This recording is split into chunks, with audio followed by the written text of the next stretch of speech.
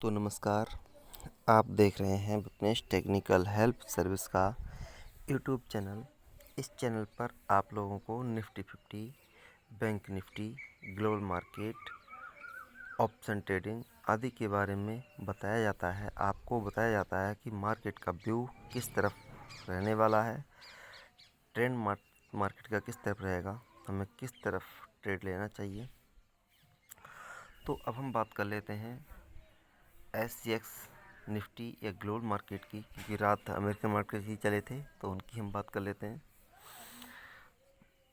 इस समय आप देख पा रहे हैं SGX निफ्टी एक अंक की पॉजिटिविटी के साथ ट्रेड कर रहा है, लेकिन जब हमारा बैंक वो निफ्टी 50 बंद हुआ था तो उस समय 15,360 पर बंद हुआ था, लेकिन ये 311 पर है। तो यानी कि फिर भी ये 40 पॉइंट के आसपास, 50 पॉइंट के आसपास माइनस में ही है।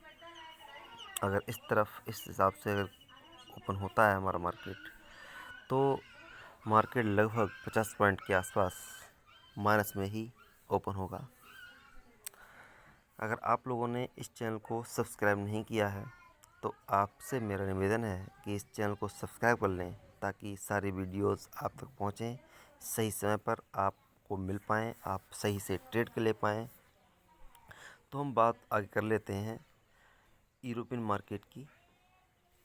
यूरोपियन मार्केट, जब मैंने शाम वीडियो बनाई थी उस समय तो ज़्यादा गिरावट में नहीं थे, लेकिन जब अमेरिकन मार्केट गिर गया उसके बाद ये भी बहुत ज़्यादा गिरावट में आ गए। तो AEX इंडेक्स लगभग 4.25% गिरा, FTSE 100 3% के आसपास गिरा, CAC 40 लगभग 2.5% के आसपास गिरावट में इसने ट्रेड किया, क्लोजिंग दी। ESTX 50 इसने भी करीब 3% के आसपास गिरावट दर्ज की। यूरोनेक्स्ट 100 ने भी 3% की गिरावट। BEL 20 ने भी 2.25% के आसपास गिरावट।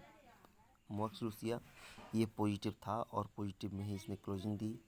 Top 40 USD next T index ये 3% पॉजिटिव में क्लोज हो गया, लेकिन डेक्स जो थी वो 3-3.5% के आसपास माइनस में क्लोज हुई, गिरावट में क्लोज हुई। अब हम बात कर लेते हैं अमेरिकन मार्केट की। अमेरिकन मार्केट नेस्डैक में बहुत बड़ी गिरावट आ गई, 453 अंक की गिरावट के साथ 4% की गिरावट थी। S&P 500 में 3.25% की गिरावट रही। डॉ जोन्स इंडस्ट्रियल एवरेज में करीब 2.5% की गिरावट। नाइस MX कंपोजिट इंडेक्स में 3.5% की गिरावट थी।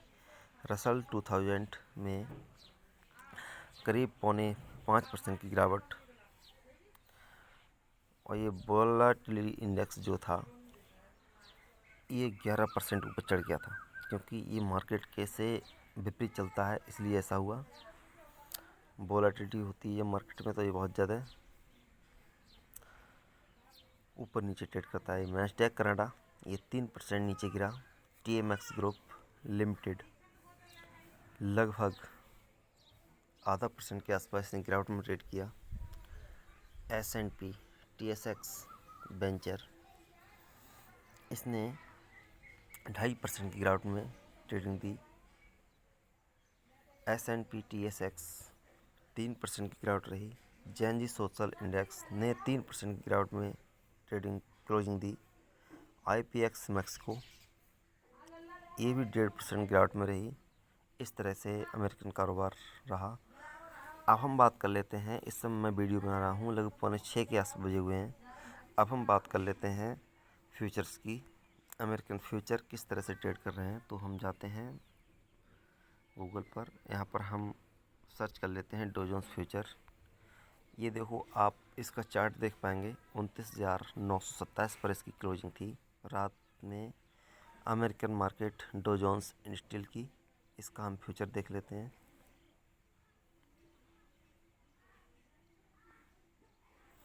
तो इसका जो फ्यूचर है 29,960 के आसपास ट्रेड कर रहा है, यानी लगभग फ्लैट ही मान सकते हैं आप। 30-40 अंक का तो कोई मायने नहीं है इतनी बड़ी मार्केट के लिए। तो ये इस समय जो इसका चार्ट है फ्लैट ही ट्रेड करने लगा कर रहा है। अब इसमें आप देख रहे होंगे इसने अगली ही रेड कैंडल बनाई है। यहाँ से ऊपर जाएगा या नीचे आएगा ये कहना थोड़ा मुश्किल है।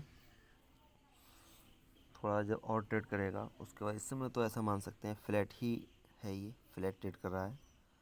तो हमारे मार्केट भी लगभग इसी तरह से फ्लैट ही ट्रेड करेंगे जहाँ तक मेरा अनुमान है।